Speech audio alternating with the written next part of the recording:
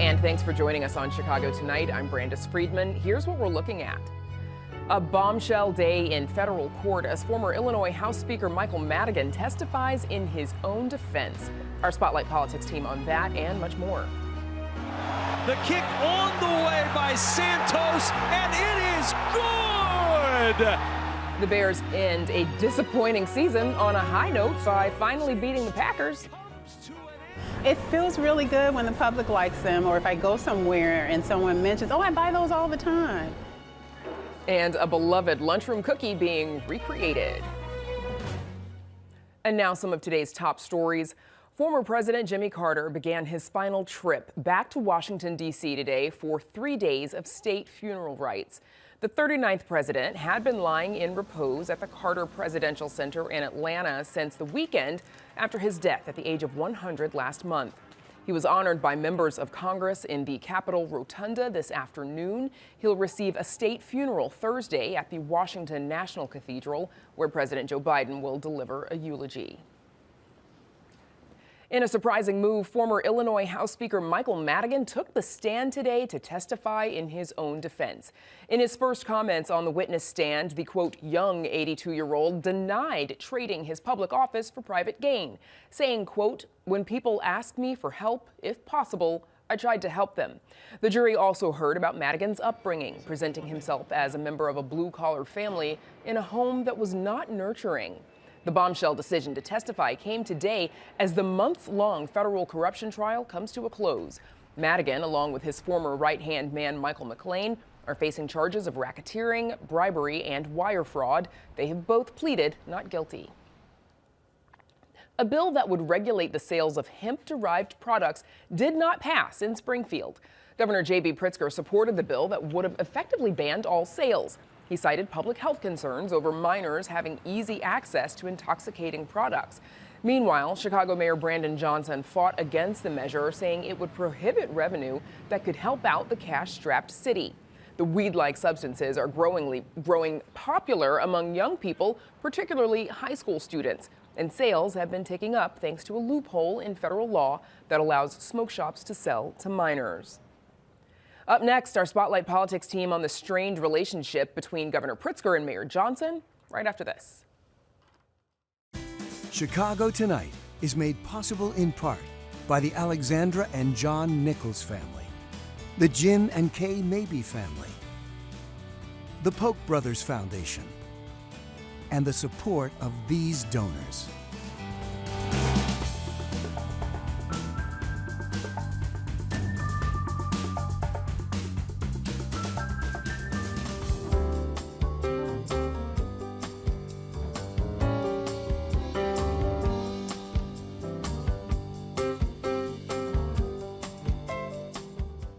Michael Madigan has decided to testify in his own corruption trial. Meanwhile, tense contract negotiations between the Chicago Teachers Union and Chicago Public Schools and a stalled bill reveals a rocky relationship between Mayor Brandon Johnson and Governor J.B. Pritzker.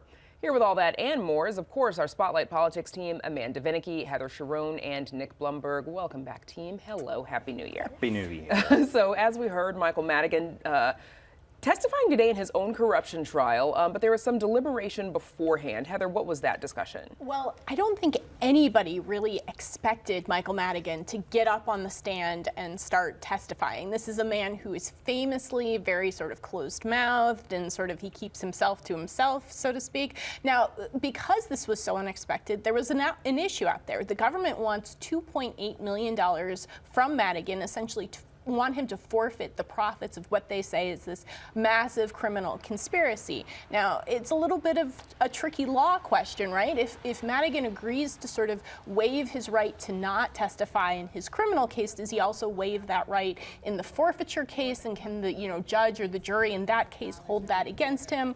The judge eventually said, you know what, we're not going to make any ruling one way or the other. We'll just move forward. We'll put a pause on that. But I think that gives you a sense of just how unusual it is for for a defendant in this kind of case to get up on the stand. And I think I personally was shocked to hear it sort of start with a recitation of his hardscrabble upbringing on the Chicago's Southwest Side, and his dad problems with alcohol and anger and sort of the pressure he faced sort of working his way up.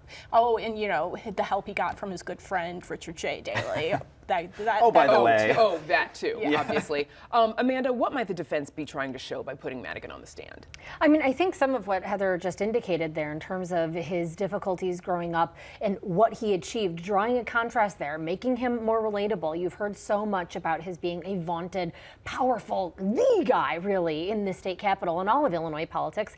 And this sort of puts it in perspective and tries to, I think, humanize him some. You also heard him flat out deny many of these allegations, which might raise suspicion. Remember, he only really has to convince one juror. And so get out there. It's perhaps something that they're saying is worth a shot.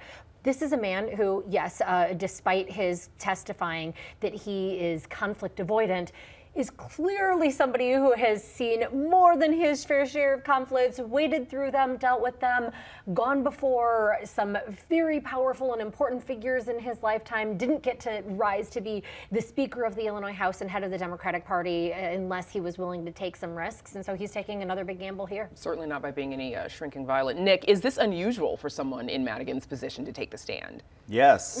Next question. No, I mean, it is, as Amanda said, it's an incredible risk. And clearly this is someone who is, conflict avoidant, at least in public. Behind the scenes, he, was widely regarded as basically a master chess player when it came to, legislative and political strategy. So clearly they think this is not the kind of decision that's going to be entered into lightly. It's a huge risk for Madigan and his defense team to open him up to prosecutors to allow him a cross-examination. Now, we did see in the so-called ComEd 4 corruption trial that preceded this case, we saw two of the defendants testify on their own behalf and later get convicted. If you look back to 2011, former Governor Rod Blagojevich testified on his own behalf, also convicted. Certainly that's not necessarily a fully representative sample, but it demonstrates the fact that folks who think they can get up there and maybe persuade just one juror with their argumentative powers, it's a real gamble. And I'd add, in each of those cases, though we don't know, I haven't spoken with Madigan about this, we have had his public statements and of course his plea that he really, I think, believes he did not break the law or do anything wrong, as did some of the individuals that you just indicated there. Yep. So that's a factor. Yeah, sort of that personal, feeling that they have about this that motivates some of this, for sure. So Chicago Teachers Union negotiations continuing. Nick, what is the latest? They are still at an impasse. The CTU is still out here, arguing that CPS CEO Pedro Martinez, who will be back in court on Thursday, in this matter of whether or not he should be the one leading the district solely, in charge of these negotiations. They really see him as blocking the way toward a contract agreement. We heard yesterday CTU President Stacey Davis Gates say, we've created the conditions for them to say yes. There are still big sticking points with some of the non-economic issues, key things like teacher evaluations, like prep time.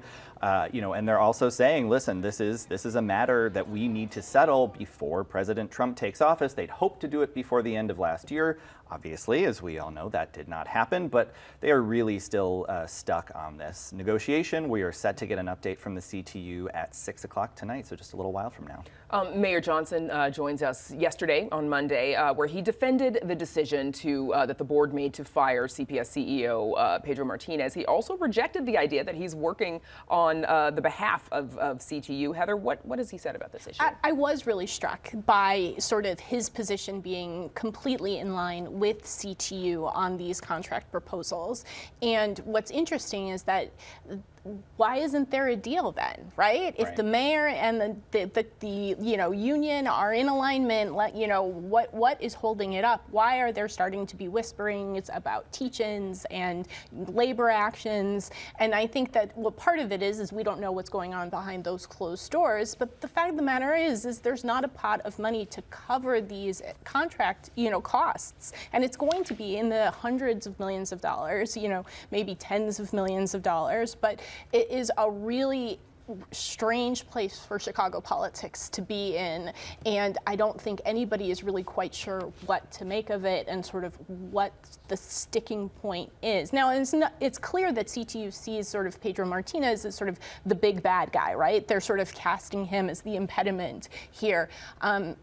The board has the right to approve a contract. They're not allowed to participate directly in those negotiations now. Will that change after this week's court hearing? We'll have to see. Yeah, but if there is perhaps some daylight between Mayor Johnson and the CTU, this could be an instance of Mayor Johnson coming from, outside of city government. Obviously, he had experience on the county board, but a lot of time as an organizer, now he is working as an elected official and he sees what it's like on the other side. We heard Stacey Davis Gates yesterday saying, we're not the fifth floor of City Hall. We're not the mayor's office. Don't look to us and assume that we are automatically in line with one another.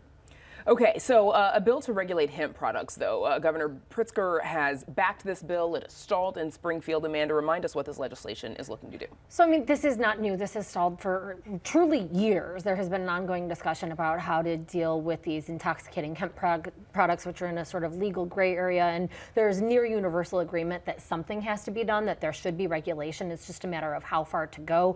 The legislation that the governor has embraced that is, by the way, dead. New General Assembly will be inaugurated tomorrow, so there's no chance of this having a revival, at least anytime in the near future. It would essentially, some of these businesses, they put them out of business completely, and so that's where you're seeing some pushback. So Governor Pritzker, though, he did weigh in on his relationship with the mayor today. Here's a bit of what he said.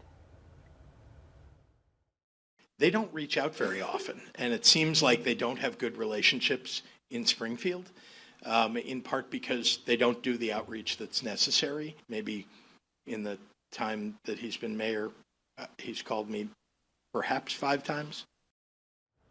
What's prompting this kind of reaction? Yeah, ouch. That was not an off-the-cuff statement. I mean, the governor certainly intended to make those remarks. And this is, I think, not necessarily surprising. There is been recognized that Johnson is not beloved in Springfield, doesn't have those connections. He's had turnover within his office. But for the governor to say it so blatantly when typically you just kind of have them say, yeah, we're Democrats, we all get along, we try. I think it is frustration that you had Johnson at the very last minute enter these negotiations. Pritzker went on to say that he does not believe that the mayor should take responsibility for felling that legislation. As I noted, there is some true back and forth at the heart of the matter, but his inserting himself last minute, not appreciated by the governor's office. This is most certainly a power play, and I think portends some rough things ahead as negotiations come forward. The mayor has a lot of asks out of Springfield, and Springfield facing its own budget woes. Yes, some of those asks he discussed last night, not getting too particular, but more money, basically. That is Spotlight. Amanda Venicky, Heather Sharon, Nick Blumberg. Thanks, gang. Up next, we unpack the Bears season and look ahead to next season.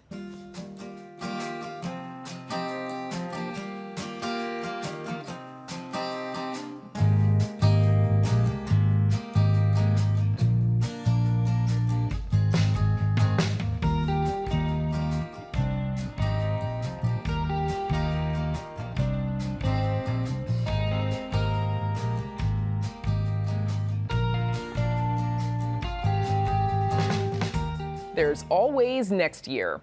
It's become a common refrain for a whole generation of Chicago Bears fans, but some were dreaming of the playoffs this season after notching a few early wins under rookie quarterback Caleb Williams.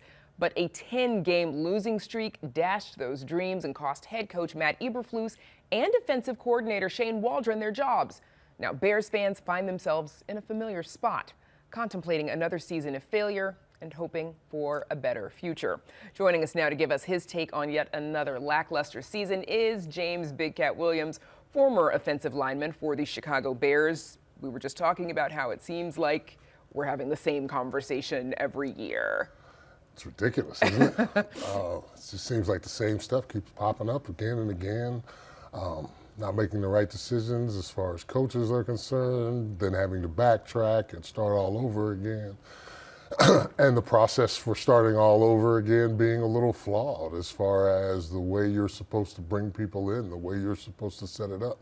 Because now you're looking at a team that's going to have a first-time head coach coming in or a new head coach coming in, and he's not going to be sure about the longevity of the GM that's bringing him in, which is going to bring up a lot more questions. So it's a process, but like you said, I feel like we've been, for the last several years, we've been having the same conversation at the end of the season. Like Groundhog Day. Yeah. So let's talk about Sunday's game. Not only did the Bears break that 10-game losing streak, but also the 11-game losing streak against the Packers when they finally beat them at Lambeau Field. What are your thoughts on Sunday's game?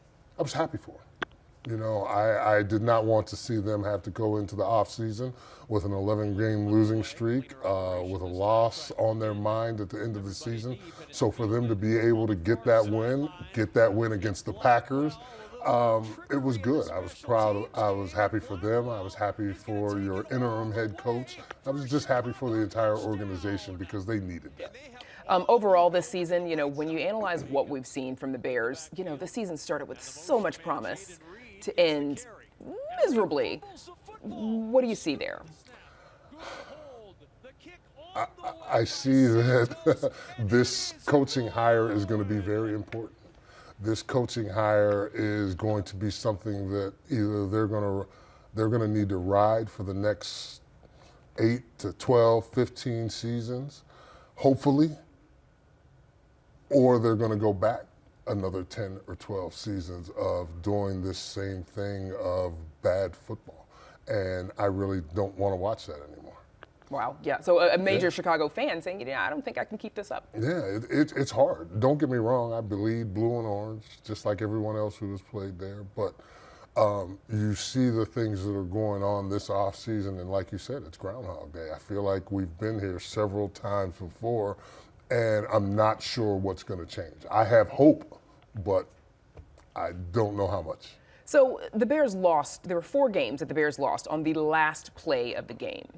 Is it possible that, you know, that their record is actually better than or that they're playing better than their record shows? You are what your record is. They had opportunities to get things done, whether it be mishaps by the players or by the coaching staff. I think everything broke down around them as this season went on, and that's how you get to that 10-game losing streak. Everything breaking down. It's not just the players, it's not just the coaches, it's that entire building that needs to go through a mental, physical, whatever overhaul to figure out what's wrong, what needs to be repaired, how they get things aligned, how they move forward in the proper way. So obviously a tough rookie season for quarterback Caleb Williams. Here's what he had to say after the game on Sunday when asked what needs to change for next season. I think my role in that is being able to see where I can grow, whether it's on the field, whether it's off the field, whether it's in the locker room, or anything like that. Maybe having less people around, less distractions, less time for other things, whether that's on the field and being able to decipher, things faster on the field, whether that's, being able to be more accurate, whether that's being able to have more game-winning drives, whatever it takes. So what do you think of what he was able to do in his rookie season? Well, I think just listening to him talk, he's been consistent all season. He has talked about the things that you want your quarterback to talk about. It has been more me than we when we're losing. You know, the things that I need to work on, the things that I need to take care of. And those are the things that he's talking about improving on. Yes, there are definitely situations where he could have thrown people under the bus, but he has not taken that road. And I think that's a good beginning for a young quarterback. So to watch him move on, I mean, he's done some of the things that we thought he was able to do coming out as a young quarterback, being the first overall pick. You look at him at the end of halves, you look at him at the end of games, the things he's able to accomplish. But then you also have to go back and look at some of the things that he's regressed on. Is that because of the line in front of him? Is that because of the things that he was being taught? You know, those are things that we won't know because we're not in that locker room every day. A lot of names, of course, being floated for potential head coach replacement. What type of coach do you think the Bears should be looking for? What kind of qualities do they need? Well, I think first of all, you need to bring someone in here who's going to take charge and who's going to stick to his guns. He's going to come in with a plan. When he first gets here, he's going to stick to that plan. The message is going to be the same to the players, whether it's year 1 or year 4, or year 8. The message is going to be the same. This is how we get better. This is how we do things. This is how we go about, being a good organization. And it's going to have to change from the bottom, from the players, all the way up to the top. And they've got to figure out what is going to make things work. Okay, so we know the Chicago Bears are not going to be playing in the Super Bowl this year, obviously. Who are you tipping? Who do you think is going to make it? Who do you think is going to win? With the Bears being out and our division being so tough, I'd love to see Detroit be able to go all the way. I just don't know if they can because of all the injuries they've suffered over the last couple weeks. But if during that week off they can get a couple guys back, I feel like they have a very good chance of getting there and possibly winning it all. All right, pulling for the Lions this time, but only because only because we're nowhere right, near the Bears right. being even close. All right, Exactly. A very frustrated James Big Cat Williams. Thank you for joining us as always. Thanks for Appreciate it. having me. Of course. Up next, how a simple cookie became a school lunch staple. Stay with us.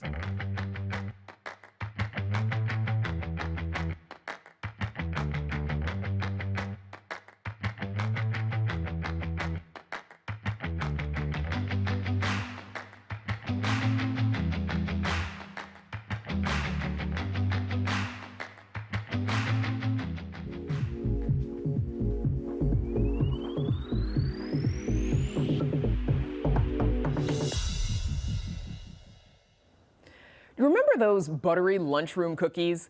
They were a staple in hundreds of Chicago public schools. This simple shortbread cookie sold for a couple of cents for years. Joanna Hernandez spoke with an entrepreneur putting her spin on this classic treat. How can you forget the 3-finger pressed butter cookies? The aroma of these freshly baked treats will take you back in time. So this is where the cookie magic happens. Yes. So tell me a little bit about what inspired you to make that classic lunchroom cookie that many of us grew up to love. Yeah, it was very familiar to me, and a recipe kind of came my way, and I thought I'd try it out. And unsuccessful the first time, but the second time they came out great. And I've always sort of been an entrepreneur at heart, and I thought maybe I'll sell these. Born and raised on the south side of Chicago, Cheryl Crockett says she still remembers the joy of biting into a lunchroom cookie. Mom and Dad gave us a little extra money, to buy those, so we would be excited for Cookie Day because we could smell them from our classroom. Crockett took her fond childhood memories and turned them into a business after spending 20 years in corporate America. She says her big career change started in her kitchen before branching out and eventually opening her own space in the medical district. I've taken over a space and named it Crockett Cookies Food Venue. So we work with a couple of food vendors here, and then the other large part of this is where we produce the cookies. Every day, 5,000 cookies are freshly baked here.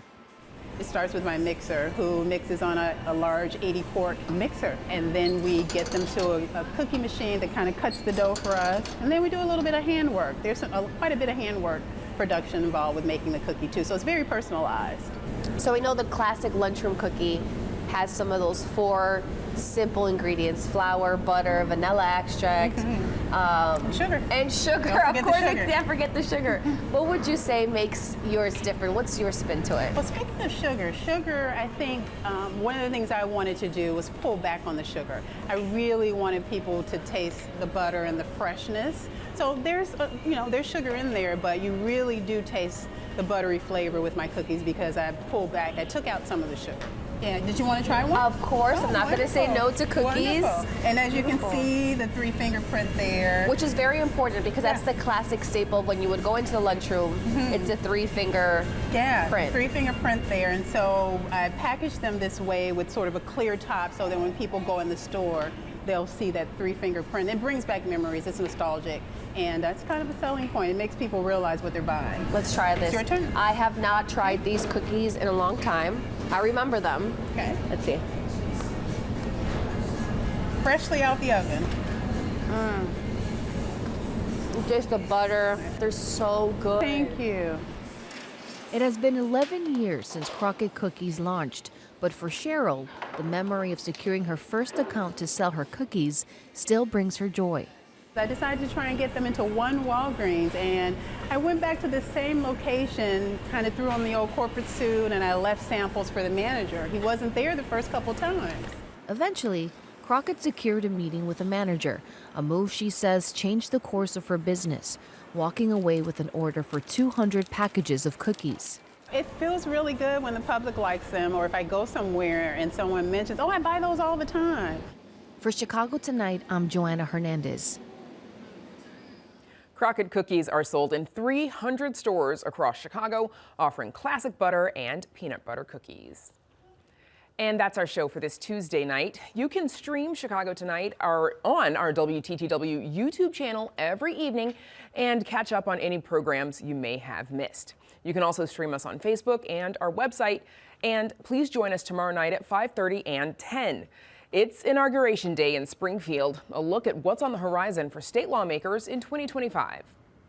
Now, for all of us here at Chicago Tonight, I'm Brandis Friedman. Thank you for watching. Stay healthy and safe, and have a good night.